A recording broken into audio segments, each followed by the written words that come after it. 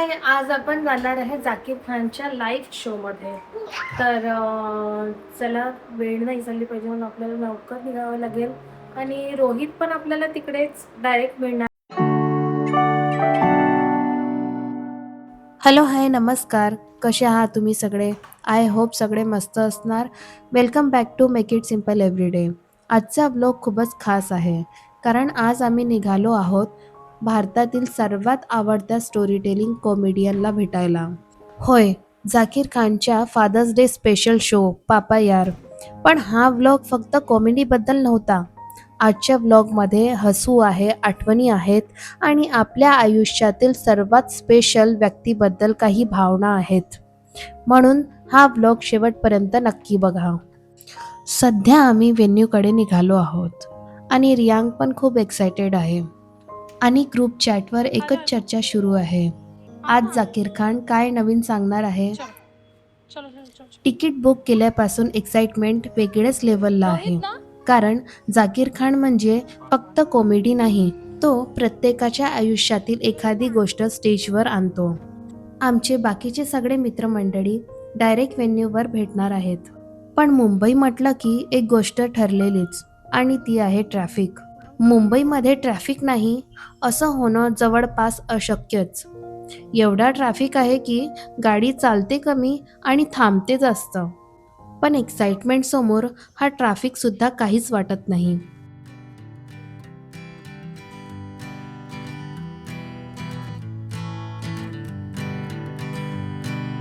Hanging on, walking tall. Some days I got no use for it all.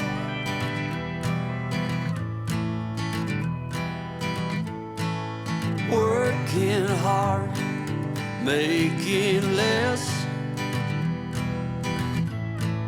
Some days are bad, bad at best.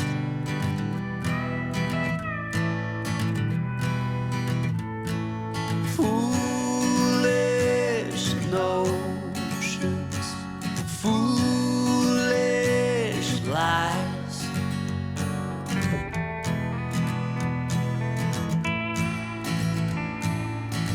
I set to thinking I could make something of me, playing every game except the lottery, serving everybody else and told myself I'm free. आणि शेवटी आम्ही पोहोचलो. बाहेरचं crowd बघून असं वाटत होतं की अर्ध शहर आज हसायला आलंय.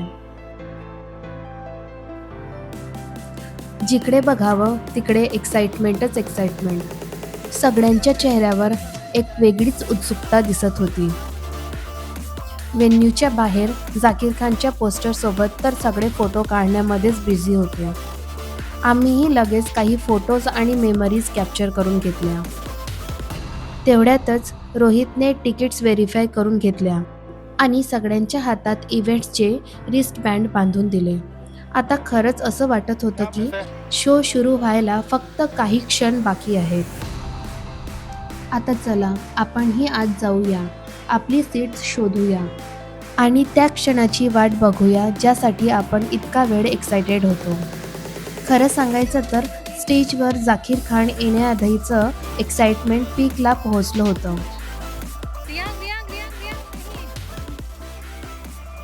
आणि मग लाईट्स ऑफ आणि जाकीर खानची grand entry. Big round of applause. Let's welcome Zakir Khan.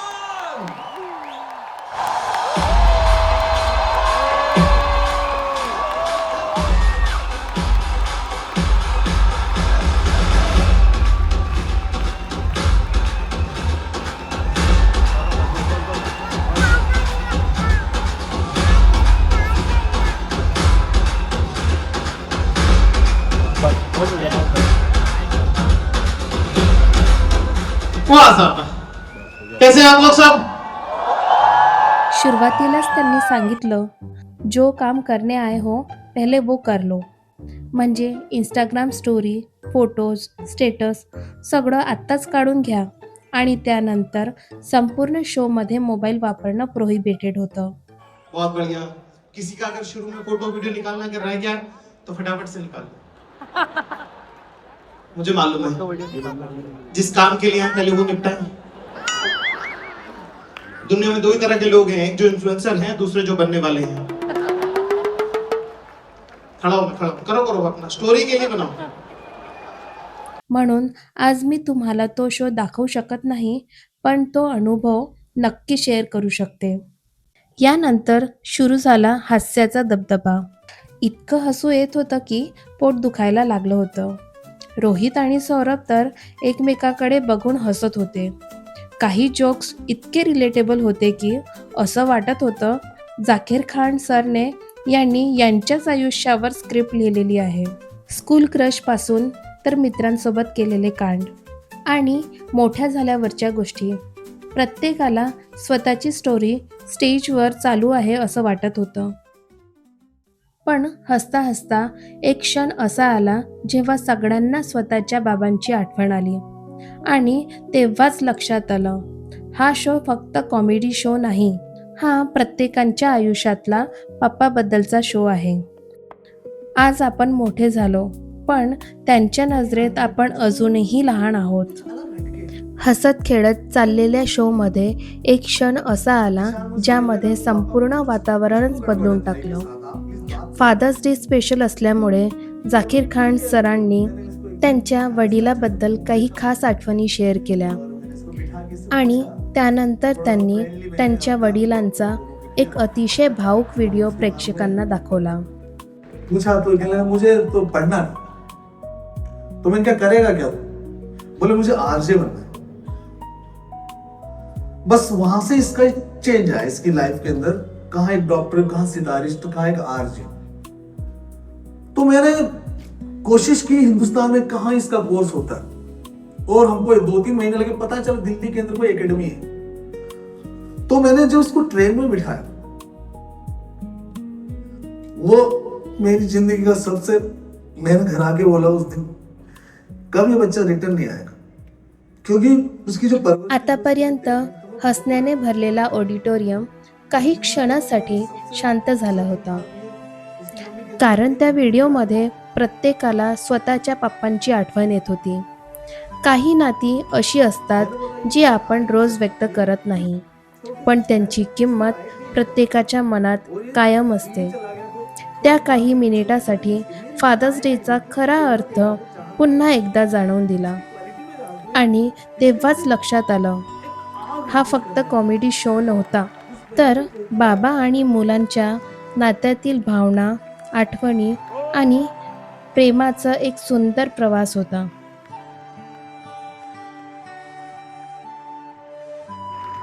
कभी हिम्मत होगी तो पापा से बोलूंगा कि दुनिया छोटी पड़ गई पापा।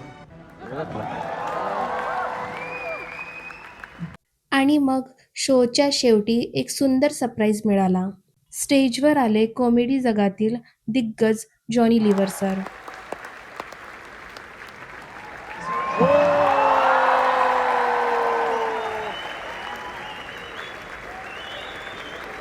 त्यांनी झाकीर खान यांचं खूप कौतुक केलं आणि त्यांच्या प्रवासाबद्दल काही सुंदर गोष्टी सांगितल्या. त्यांचं बोलणं ऐकताना जाणवलं की किती वर्षाची मेहनत, संघर्ष आणि प्रेक्षकांचं प्रेम यामागे दडलेलं आहे.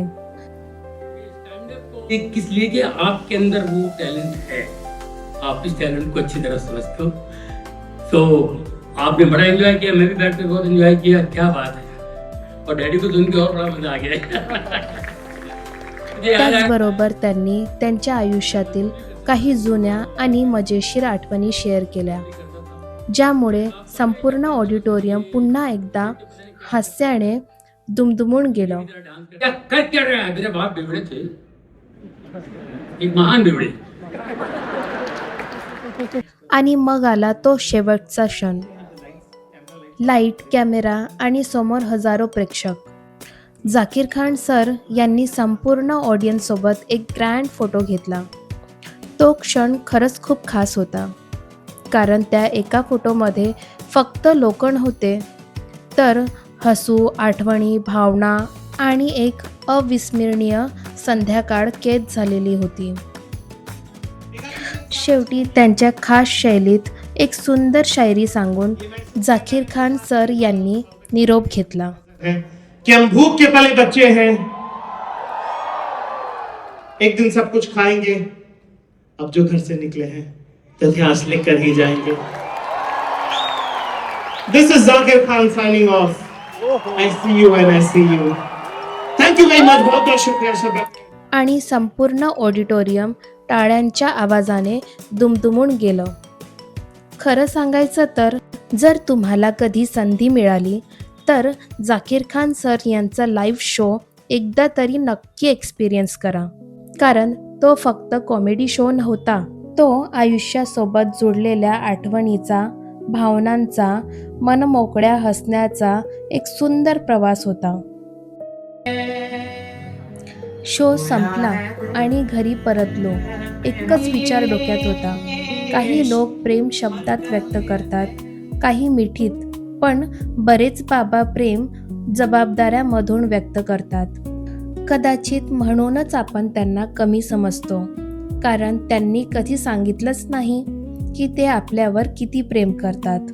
फादर्स डे गेला, इंस्टाग्रामच्या स्टोरी पण गायब झाल्या, पोस्ट आर्चिव्ह होतात.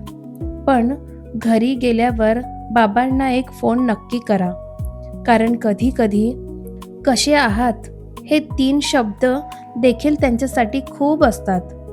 जर हा व्लॉग तुम्हाला आवडला असेल तर लाईक करा, चॅनलला सबस्क्राईब करा आणि कमेंटमध्ये तुमच्या पप्पांबद्दल एक आठवण नक्की लिहा.